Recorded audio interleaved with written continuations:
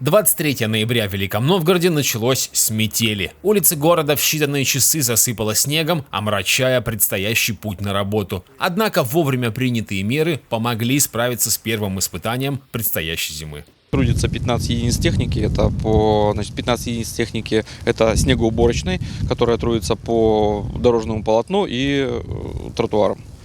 Соответственно, еще 3 бригады в ручном режиме. Это ребята, которые обслуживают сейчас остановки, остановочные комплексы и пешеходные переходы. По очистке проезжей части мы, основной маршрут проходим, потом разделяемся на второстепенные.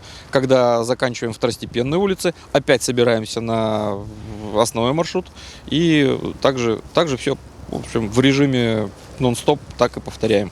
Местонахождение снегоуборочных бригад отслеживают в режиме реального времени. В случае необходимости машины ротируют и перенаправляют на другие участки. Вся эта техника работает сейчас на уборке улиц Великого Новгорода. Видите, мы в центре, вот мы с вами где-то находимся. Вот, пожалуйста, вот эти КДМки, которые сейчас мимо нас проходили, вот они движутся уже по центральному. Отслеживать состояние дорог приходится отдельной бригаде на легковом автомобиле, но среагировать на погоду, что в считанные минуты может свести работу уборщиков на нет, бывает очень сложно, но сами жители могут в этом помочь, сообщив о проблеме на горячую линию по телефону 152 303.